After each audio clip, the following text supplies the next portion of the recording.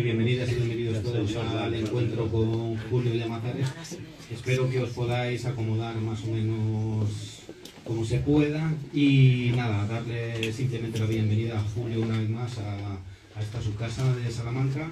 Y estaba anunciado Pepe Tabernero como persona que iba a compartir con Julio este encuentro. Se ha puesto enfermo esta mañana y eso que es un hombre de sanas costumbres, pero Joaquín Berrueta, Agustín Berrueta, que venía como público desde León a asistir a la presentación, se ha sumado amablemente y de manera cómplice a este encuentro, así que nada.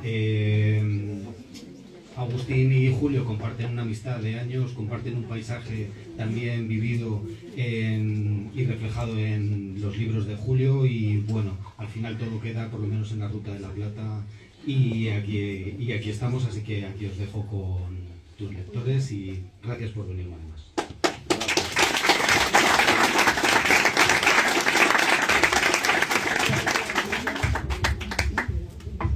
Bueno, buenas tardes. Como ha dicho Antonio, yo vengo aquí de sobrero, dice Julio, yo prefiero de subalterno, un poco más tal. Pepe se ha puesto convenientemente enfermo, casualmente hay partido de Real Madrid. Bueno, no, soy testigo de que tenía fiebre y un poco de tos. Pepe primero estuvo agobiado cuando tú le llamaste para hacer esta presentación.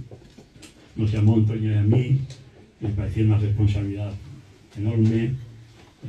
Decía, en Salamanca hay muchos catedráticos de literatura, esto no es lo mío es el cine, la música. Tal. Bueno, quitamos un poco de hierro para decirle, hombre, es una conversación.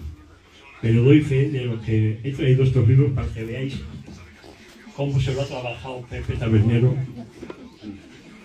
Y he escrito 8 folios que no he traído. Dice, no tomaba tantos apuntes desde la carrera.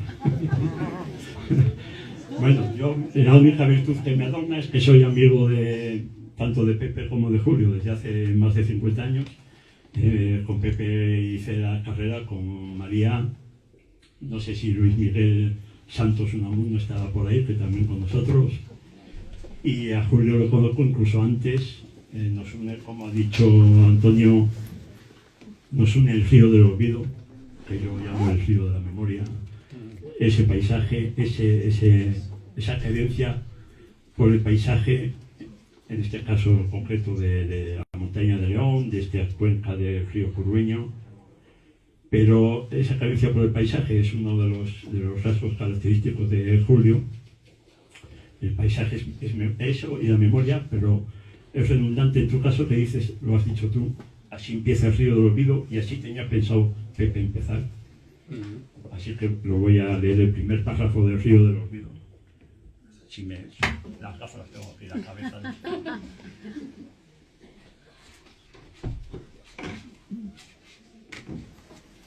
Perdón, sí, es el problema. Así empieza el río del olvido, el primer capítulo se llama Paisaje y Memoria. Esto lo has repetido luego en muchas entrevistas a raíz de este libro otra vez. Y es que el primer párrafo pido perdón por mi dicción. El paisaje es memoria. Más allá de sus límites, el paisaje sostiene las huellas del pasado, reconstruye recuerdos, proyecta en la mirada las sombras de otro tiempo que solo existe ya como reflejo de sí mismo en la memoria del viajero o del que simplemente sigue fiel a ese paisaje. Bueno, pues el primer punto podría ser el paisaje de la memoria, que es, en este último libro, en cada página está presente, porque cuando digo memoria no es la memoria de Julio, es la memoria de sus antepasados y de los nuestros, es la memoria colectiva, y el paisaje también en el entorno que has escrito, has recorrido este viaje, es también un entorno de memoria colectiva, así que dale caña. Bien. Bueno, buenas tardes, buenas noches a todos por haber venido aquí una vez más. Siempre que vengo a Salamanca y últimamente, en concreto, a esta librería de letras corsarias, me acogéis con mucho cariño y siempre se agradece. Quiero agradecer a la librería, por supuesto, por su hospitalidad, y agradecerle a Agustín Berrueta, que es medio salmantino, medio leonés, medio salmantino por familia, él nos lo ha contado. Incluso hay una calle, un antepasado tuyo por ahí, porque una vez me la enseñaste. A mi abuelo, 2 muros que están entre el jardín de San Francisco y lo que era la huerta del convento. Bueno, o sea que tiene pedigrí para hacer de sobrero en esta tierra taurina, hacer de sobrero de Pepe Tabernero. De hecho, diré que en la editorial la jefa de prensa me preguntó, pero este es un torero, Pepe Tabernero. Cuando le dije, es muy torero, pero no es un toro de cerca nunca, más que el rabo de toro que le hace su hermana, que está por ahí, y que yo he tenido la suerte de probar. Bueno, Pepe Tabernero, le propuse, cuando iba a venir aquí a presentarlo, me preguntaron quién quería que me presentara. Pensé enseguida en Antonio Colinas, que está ahí, María José, su mujer, con el que tengo una amistad de años. Pensé en Maribel Andrés Llamero, una poeta espléndida que tenéis en Salamanca, profesora de literatura portuguesa. Pensé en más gente que conozco aquí, pero de repente me acordé de que Pepe Tabernero, que ha estado muchos años de director de actividades universitarias, culturales de la Universidad de León, había vuelto como los salmones a su Salamanca natal y de repente se me ocurrió que se lo iba a proponer. Como no está, lo cuento. Le llamé, le pillé en un bar de esos que va por las noches y cuando le comenté para qué le llamaba, se quedó callado un rato y dice, no me jodas, que yo esto de hablar en público, tal, lleva hablando en público toda su vida porque cada acto que hacía la Universidad de León tenía que presentarlo o intervenir. Y al final le dije, bueno, tienes 2 días para pensarlo y decirme que sí. Y a los 2 días ya me llamó él mismo y me dijo que sí. Pero en esos 2 días llamó primero a Antonio y a mí. Sí, pues me contó que había consultado con amigos. Digo, pues es una conversación a partir de un libro, no es una clase magistral en el Paraninfo ni una defensa de una tesis doctoral. Cuento todo esto porque está enfermo y quiero... bueno, le ha venido muy bien la enfermedad porque fue al Real Madrid con el Liverpool y él es muy merengue y entonces yo creo que ayuda un poco a subir la fiebre. Pero cuento esto para agradecerle, aunque no esté, la intención de venir y los 8 folios que parece que tenía escritos, que afortunadamente no va a leer Agustín, porque si no se convertiría más que en una charla, en una clase magistral de las que daban Unamuno y otros profesores de la Universidad de Salamanca. Bueno, contesto a la primera pregunta. Vamos a charlar en torno a este último libro que se llama El viaje de mi padre. Antes de contestar a la pregunta de Agustín, os cuento de qué va el libro para que os situéis, los que no lo hayáis leído. Supongo que lo tenía que haber dicho yo, ¿no? No, se lo cuento para saber lo del paisaje y la memoria. Este es un libro, yo he hecho muchos libros de viaje, y este es un libro distinto, dentro de que es un clásico libro de viajes de alguien que recorre un territorio y cuenta lo que ve, lo que le pasa, lo que le cuentan, lo que siente, lo que imagina. Con una diferencia, que en este viaje recorro el mismo camino que hizo mi padre con 18 años recién cumplidos en la Guerra Civil Española. Mi padre, cuando empezó la guerra, tenía 16 años y se quedó en casa, en una aldea de León, con sus padres, que ya eran mayores, y cuando cumplió los 18 años, pues como a todos les llamaron a la guerra, porque además había de sustituir a los soldados que iban muriendo, iban movilizando quintas y mi padre era de lo que en el lado republicano se llamó la quinta del Biberón.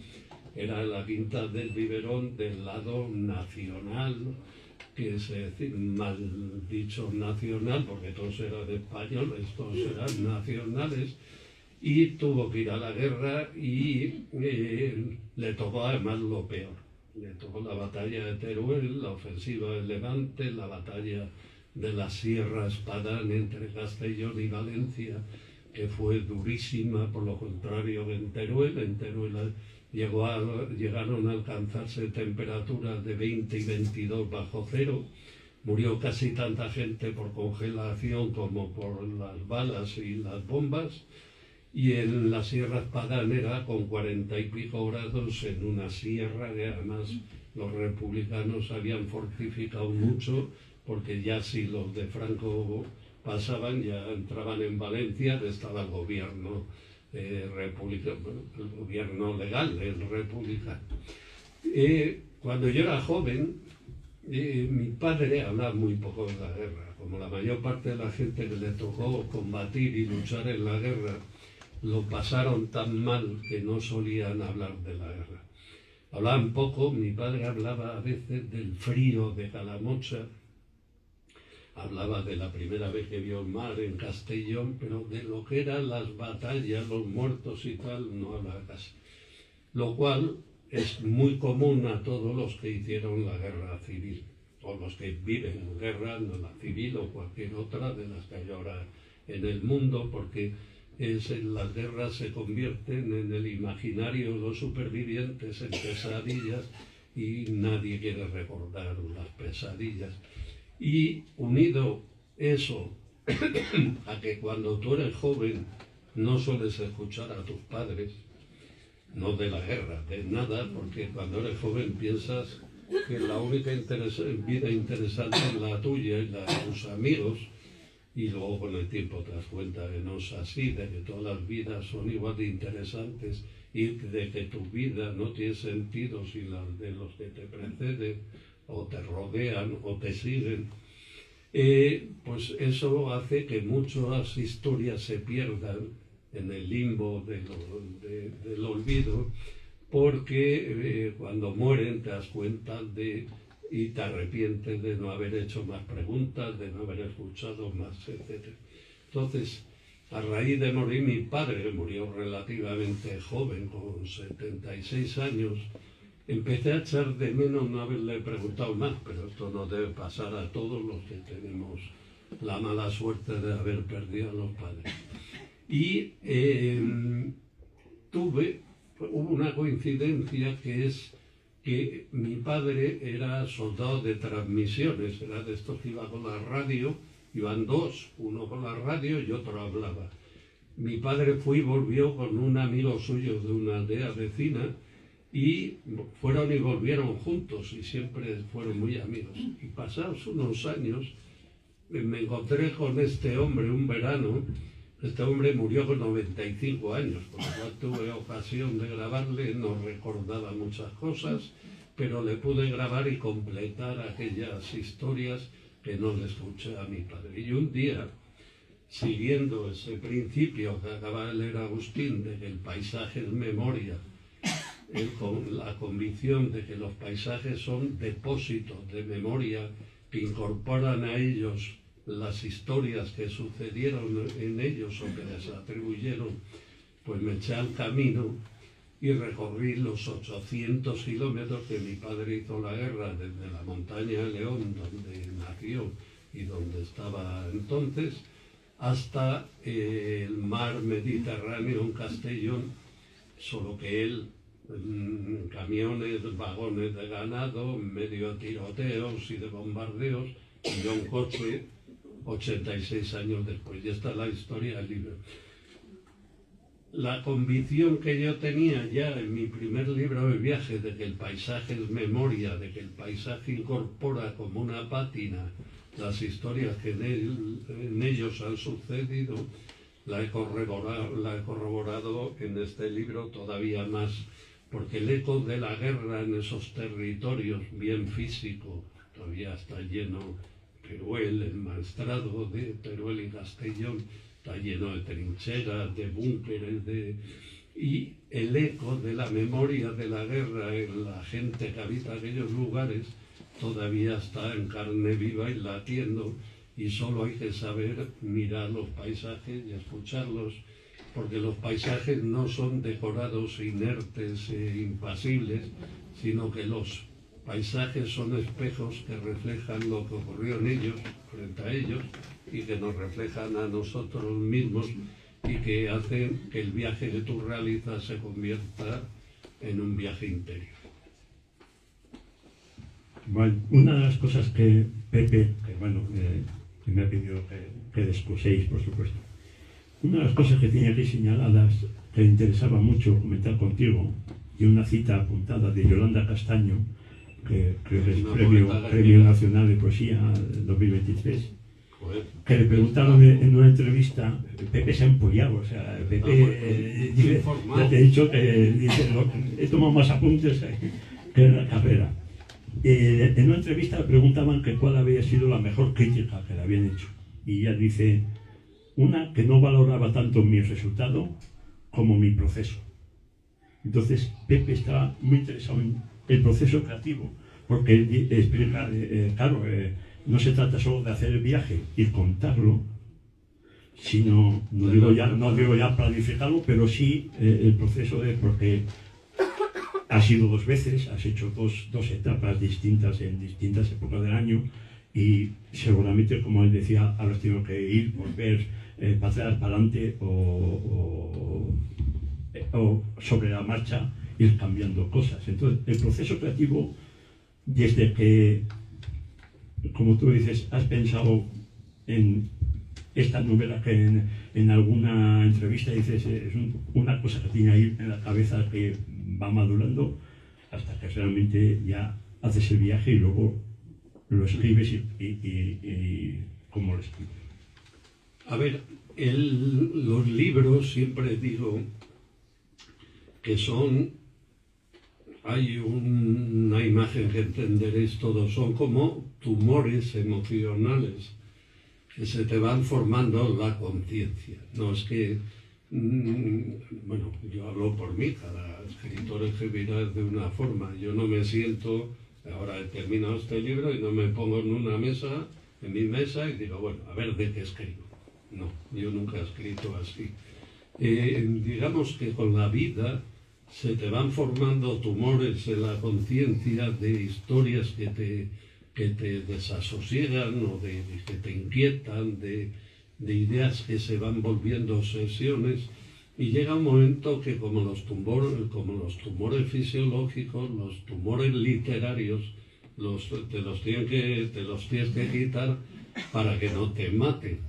Y seguramente este libro, que es de tumor literario, se fue formando pues desde la primera vez que, siendo niño, mi padre un día, no recuerdo cuál, pues me contó una historia de la guerra. Ahí empiezan a formarse las cosas.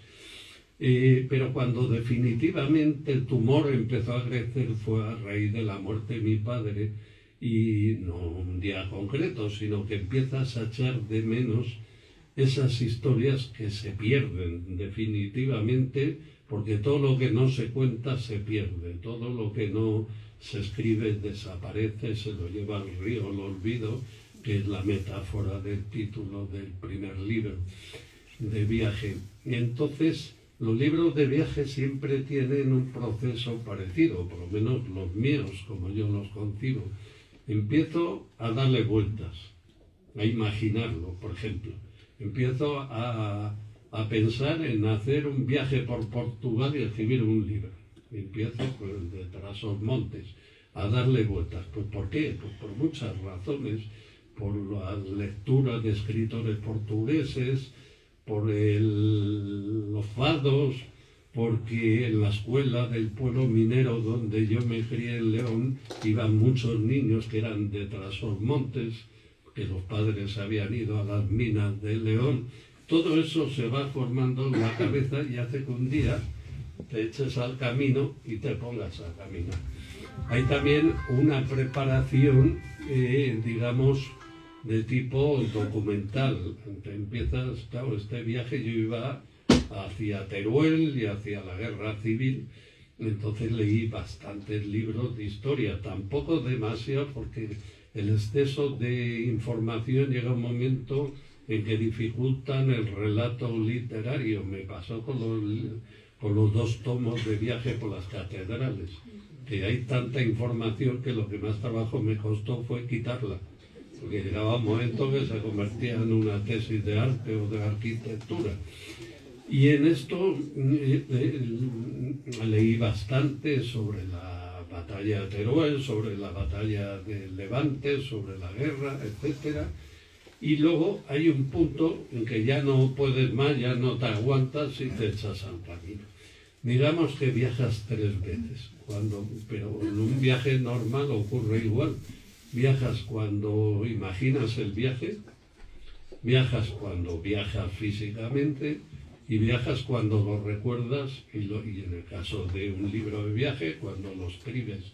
Pero es que además todo viaje es interior, hay un viaje físico y real y un viaje interior, porque tú te vas reflejando durante todo el viaje en unos espejos diferentes al espejo en el que te reflejas cotidianamente, con lo cual todos los asideros y las bases que tenemos en nuestra vida se ponen en cuestión, porque de repente nada es seguro, nada es sólido, y tú estás convertido en un forastero. En la vida real tú no eres un forastero, eres un local Y luego, además, en este libro hay un doble viaje. Hay un viaje hacia el pasado, porque yo voy y paso por Calatayud, y entonces recuerdo cuando me contaba el amigo de mi padre que llegaron de noche en vagones de ganado por la línea de Valladolid-Ariza, que ya no existe, y está el viaje en el pasado y el viaje que yo hago, que llego a Calatayud por la tarde, la gente... Bueno, hay 2 viajes superpuestos, uno a la memoria de la guerra y otro por unos territorios que son los que son apasionantes y que en su mayor parte están muy despoblados, como es toda la vieja Castilla, Teruel y el interior de Castellón. Otro tema que tenía Pepe, viene relacionado un poco con esto, él llama el deber moral, sobre la motivación, y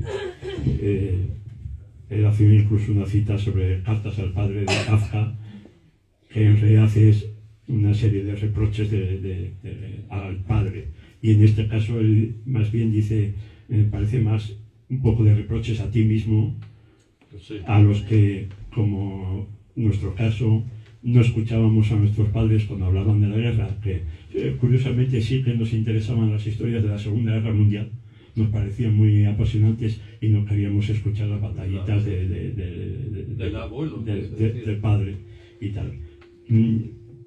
Pero, y yo también tengo una pregunta, una intriga, me habías contado una vez cuando te pregunté, y lo cuentas en el libro, que el viaje de tu padre lo tenías bien documentado hasta Teruel y luego el resto, hasta el mar, desde Zaragoza al mar y a Castellón, ibas un poco más a tientas.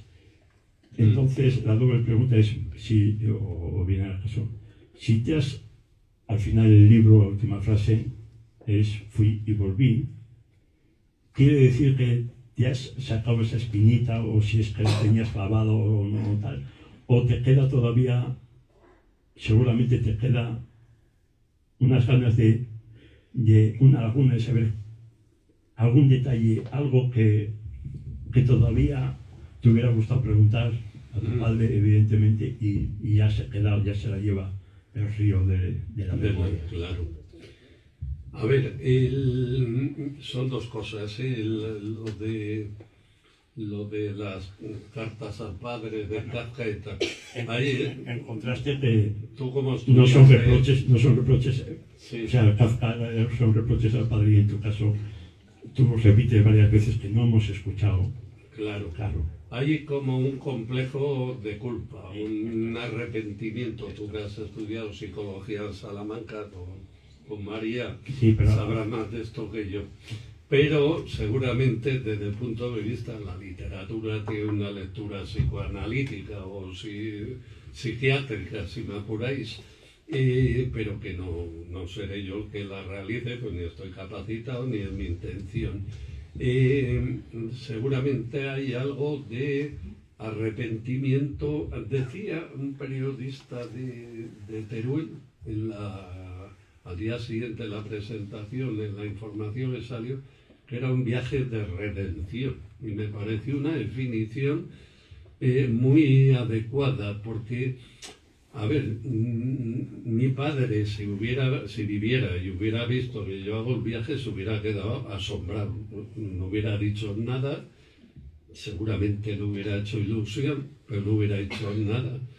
Y él nunca quiso volver. De hecho, yo le propuse volver una vez y me miró como si le propusiera volver al infierno. Estaba ya mayor y con depresión, pero vamos, me miró como si me hubiera vuelto yo loco, ¿no?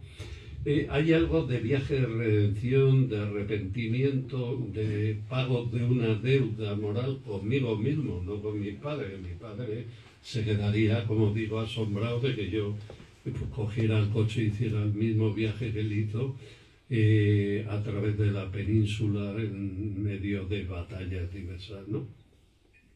Entonces sí, yo hablaría de que esa espina me la he quitado porque siempre tenía esa cosa de conocer y también de curiosidad de conocer los lugares donde él estuvo fehacientemente. Por ejemplo, él hablaba mucho de las eras de Camín Real. Camín Real es un pueblo cerca de Teruel, en la provincia de Teruel, en la planicie del Jiloca, donde acamparon después de un viaje de 24 horas desde Valladolid en vagones de ganado y llegaron de madrugada y allí acamparon y ya estaban al lado del frente de guerra.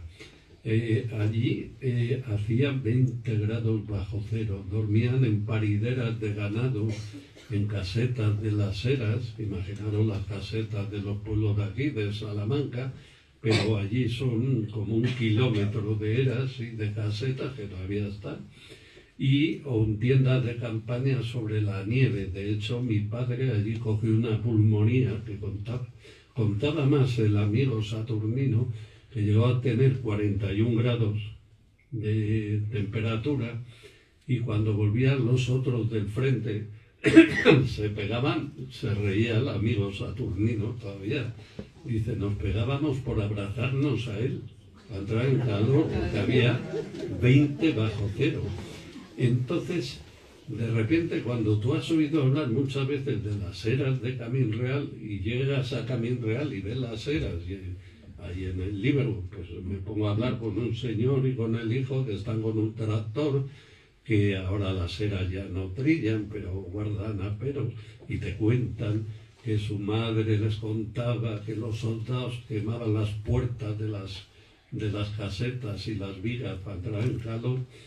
Pues de repente sientes como una emoción pues como cuando te han hablado mucho, has leído mucho de Salamanca, y has leído el Lazarillo y la Celeste, y llegas y dices, coño, este es el toro donde le dio el ciego con la cabeza. Pues eso es que el paisaje incorpora la memoria, que puede ser histórica o literaria. Y tú, claro, ves Salamanca con otros ojos que lo ve, que no sabe nada de la historia o de la literatura. En ese sentido sí me he quitado, digamos, esa espina, si se puede llamar así.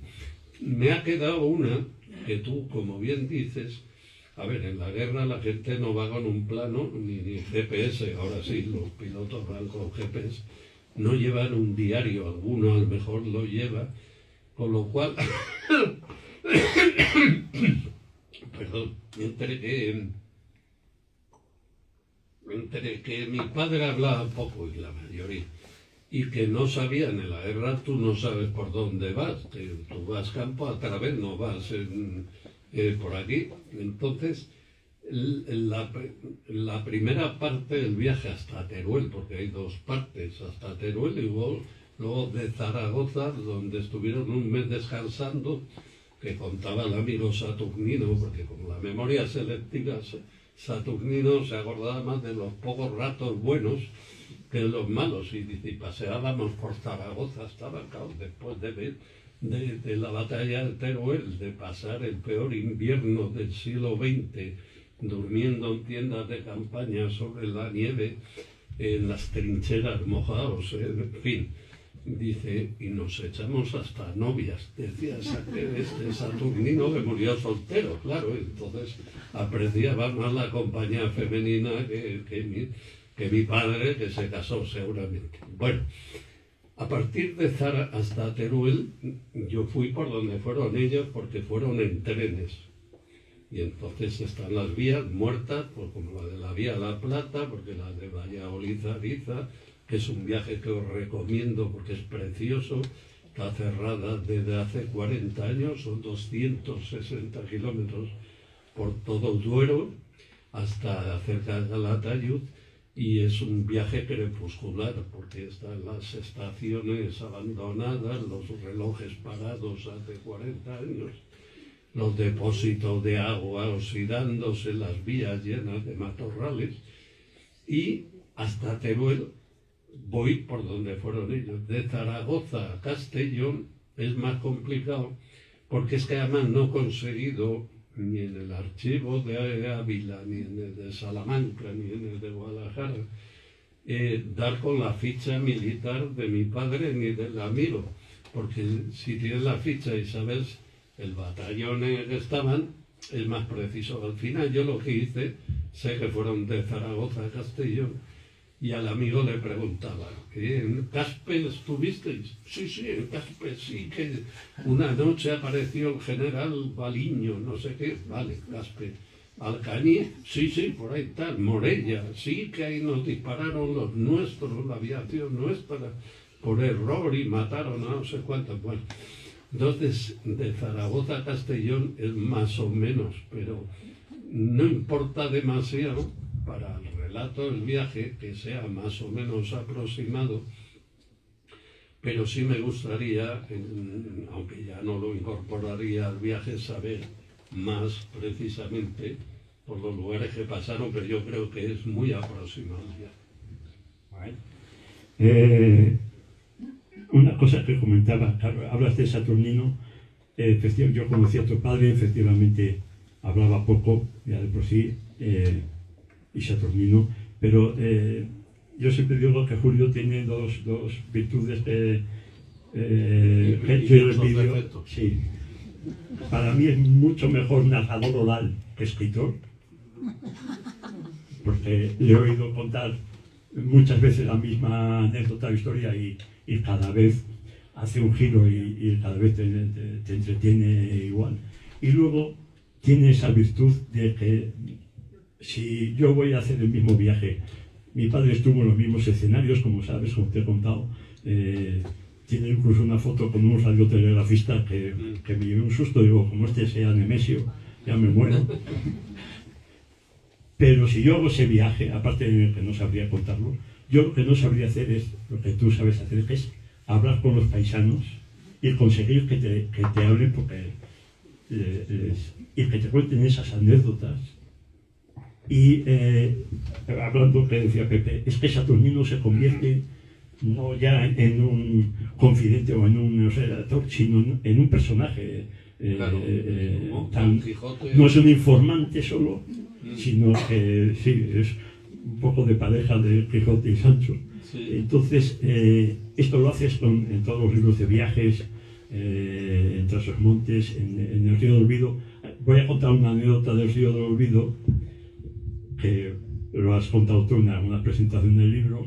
El Río del Olvido, que es el curueño, en este caso él conocía perfectamente todo el recorrido antes de hacerlo, y entonces en un recorrido a pie los 40 kilómetros que tiene el río Curueño desde que desemboca en Porma hasta donde nace el puerto de Granada, seguramente el puerto más bonito de la montaña. Tú llegaste a un pueblo y querías contar una anécdota, que te sabías una historia, pero querías colocarla en boca de un personaje que no parecía, y te inventaste un personaje que estaba sentado en el puente o en el pollo o lo que sea. Y lo curioso es que luego en una presentación me contabas, pues luego en una presentación del libro se me acercó un paisano y me dijo, anda, que si no te llego a contar yo eso. Lo malo es que me lo contaba todos los veranos en el merendero de Moncorto. Claro, yo quería contar una historia que conocía, y cuando pasé por Montorto no había nadie porque era la hora de la siesta. Entonces, como al entrar en los pueblos siempre hay un viejo con ganas de hablar, me inventé un viejo que estaba sentado y me contaba la historia, y este se atribuyó a sí mismo, y entonces cada vez que me encontraba en verano me volvía a contar la historia, y yo nunca le dije que no era el que me la había contado, pero bueno. Pero en este caso, y normalmente no necesitas esos subterfugios, porque tú sabes... Lo que pasa que la literatura del viaje tiene ficción, tiene mucha ficción, no porque tú te inventes directamente las cosas, que algunas sí, como en este caso, sino porque la subjetividad es tan grande que ahora cuando veníamos, decía Rafa, dice ahora, como este libro, como libro de viaje está... dentro de las clasificaciones de las librerías, sí, está en no ficción, se supone ficción en la novela. Dice, ahora te han salido dos competidores muy duros, Isabel Preisler y el rey emérito Cantoneta. Y yo le dije, es que el libro El rey emérito seguramente tendría que estar en ficción, porque seguramente hay más imaginación que el de la Preisler igual. Quiero decir que la literatura se basa en la memoria y en la imaginación, porque la imaginación, este libro del viaje de mi padre continuamente, ahora que lo recuerdo, estoy diciendo qué sentiría mi padre y Saturnino, qué pensarían cuando llegaron y vieron Castellón lleno de muertos por las calles, aquellos dos chavales, en fin, continuamente estoy imaginando. Y eso ya no es realismo, es ficción, o sea, no ficción, es ficción. Sobre los personajes son fundamentales. Y yo siempre digo, la literatura viaje tiene tres pilares, que son el paisaje, los paisajes, el paisanaje y el azar. Que el azar es el que te conduce, no es igual llegar a un sitio por la mañana que por la tarde. Si llega media hora antes, es como en la vida, si pasas 10 minutos antes te cae una teja o no te cae, pues en el viaje mucho más, porque ahí sí que vas en brazos del azar, o que encuentras un desvío y de repente dices, voy a meterme por ahí, como me pasó en la Cerollera, en un pueblo ya cerca del puerto Torremiró, entre Cañiz y Morella, y me metí, y al final, gracias a eso, vi un letrero, me hizo gracia el nombre, entré y me puse a dar palige con un paisano, porque siempre la gente está deseando hablar. La gente, y hay que hablar con la gente. Se aprende más escuchando que hablando.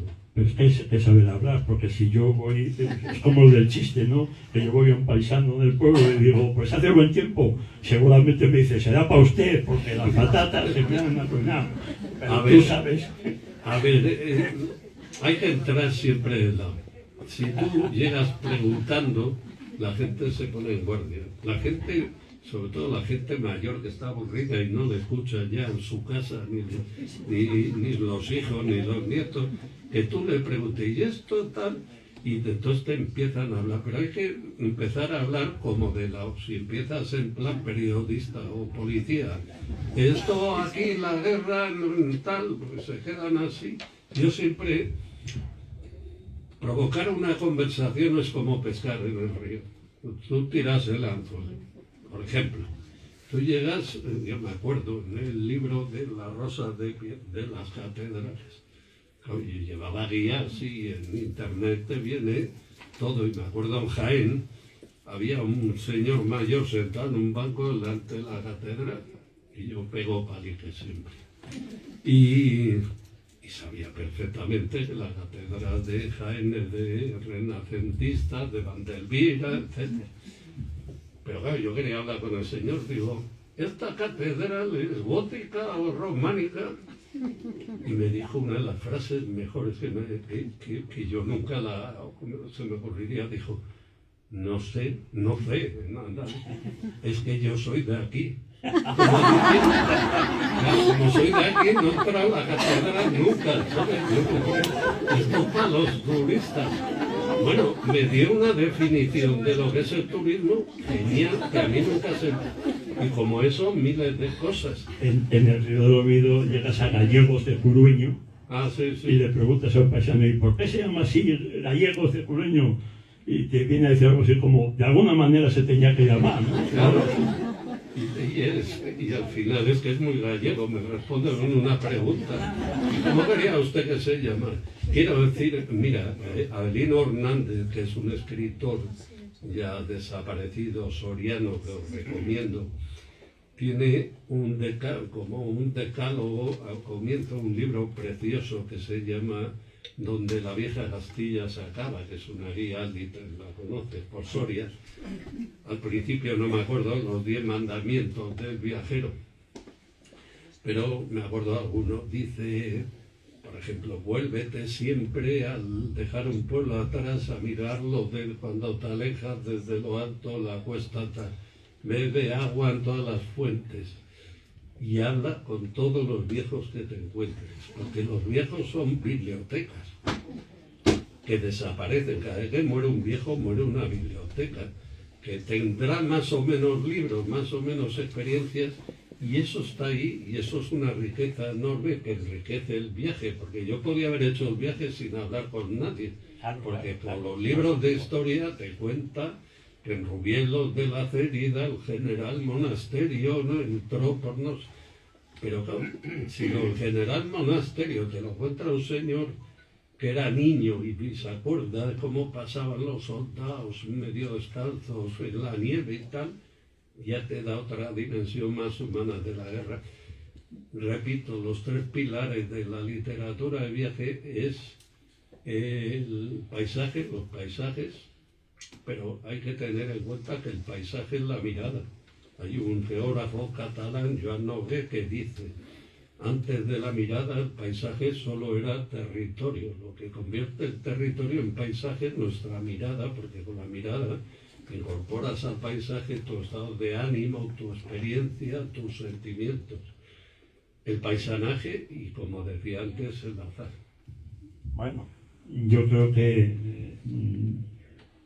parece que no, pero creo que hemos cumplido el horario más o menos de tiempo, que luego tiene que cerrar. Estaría 3 horas, pues dice. Pepe tenía que ir 8 folios. Bueno, yo tiene otra a ti que te gusta mucho Miguel Torga, y él había reseñado esa cita de Miguel Torga de no he venido aquí cuando va a un cementerio, sino no he venido a hacer nada o contar nada, sino he venido a recibir órdenes de mis antepasados y a contar. Y otra cita que tú citas, aunque no dices el autor, esta cita que dice que en la guerra no hay poesía. Lo dices un par de veces en el libro para acabar, no obviando que el marco es el de la guerra, que aquí en Salamanca tuvieron la suerte de que no hubo en la provincia así, digamos, batallas, pero todas esas cicatrices que tú has hablado en Teruel las tenemos en toda la montaña de León, todas esas trincheras y búnkeres. Y emocionales y morales. Bueno, es así, esas todas, claro, por supuesto. A ver, en la guerra no hay poesía. Eso es una constatación. Este libro, al final, es un homenaje a mi padre y a todos aquellos chicos que eran casi adolescentes,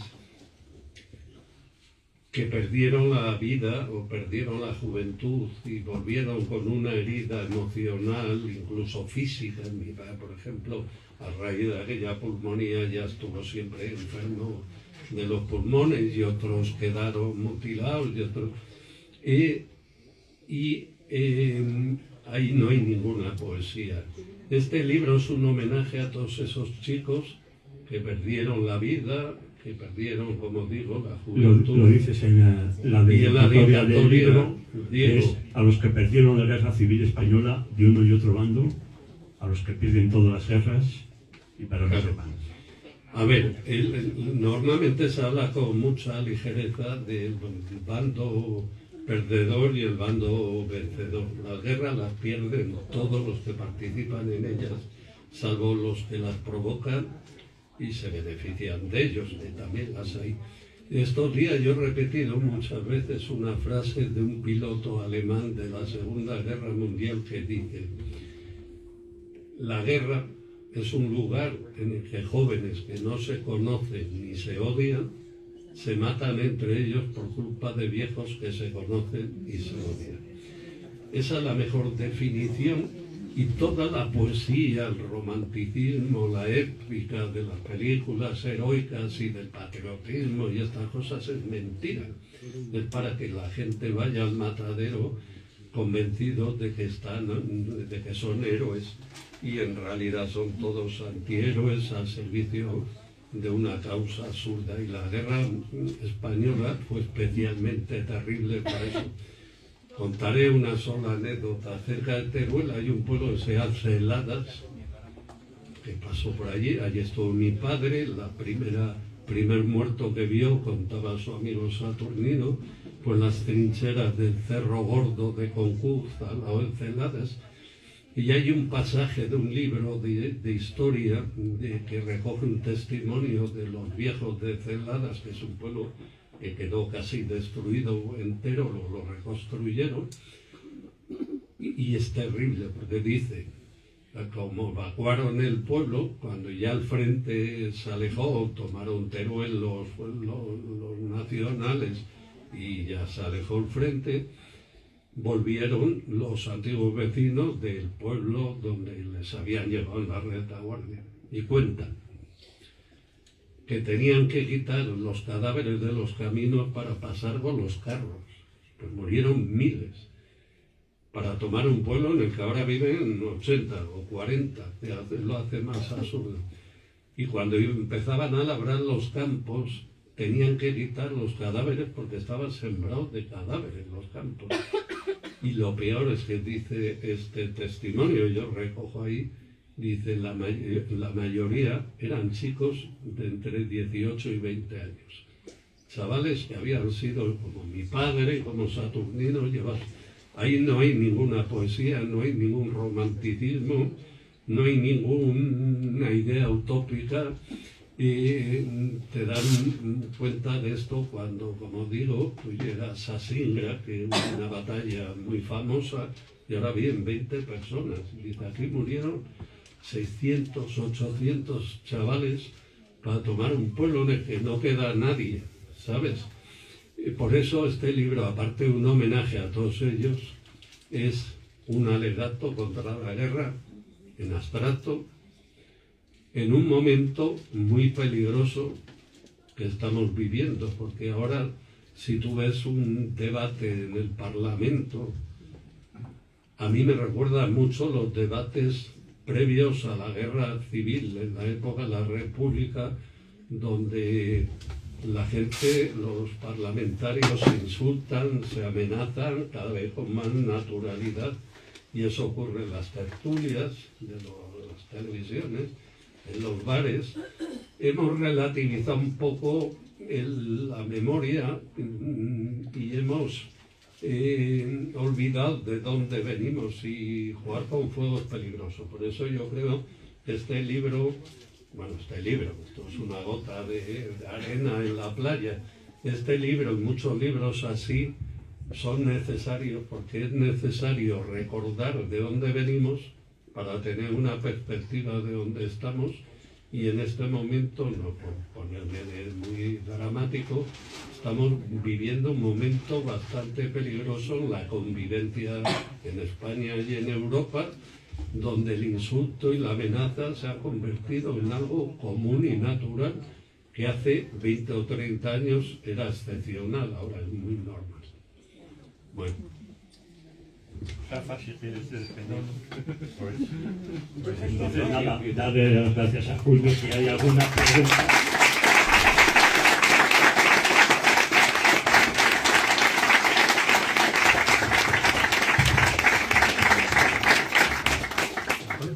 ¿Alguna pregunta?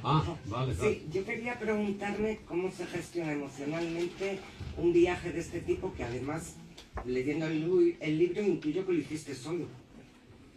Sí, solo ¿Y cómo emocionalmente tú vas gestionando todos esos recuerdos de tu padre y de Saturnino, solo en el coche pisando el acelerador? A ver, viajar hay que viajar solos. Yo estoy convencido. Porque si viajas con alguien, al final viajas con alguien, no viajas contigo mismo. Y escuchas más al que va al lado que a la gente que te encuentras, porque yo soy de la opinión, sobre todo para escribir, que hay que viajar solo, porque así te empapas mucho más de lo que estás viviendo. Por ejemplo, yo llego a las trincheras del Cerro Gordo y no hay nadie, y sopla el viento y huele a tomillo y dices, joder, ¿cómo tenía que ser? Y entonces le das muchas vueltas a la cabeza, vas con Agustín y acabas hablando de cosas, de que si escuchaste la declaración de Miguel Ángel Rodríguez, ¿no? Y acabas hablando de otras cosas, te fundes más con el paisaje y contigo mismo viajando solo que con... ¿Cómo gestiono esas emociones? Pues como en la vida normal.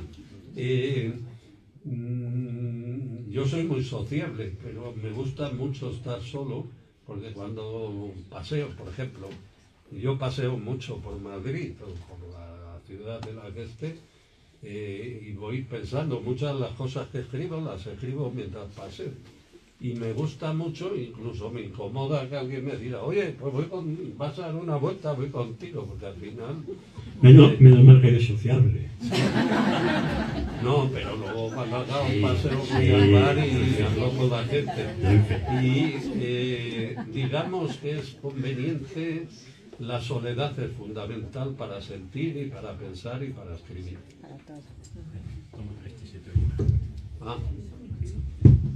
Bueno, si queréis... ¿No hay más preguntas? ¿El que quiera firmar algún libro? Bueno, muchísimas gracias. Gracias a Agustín.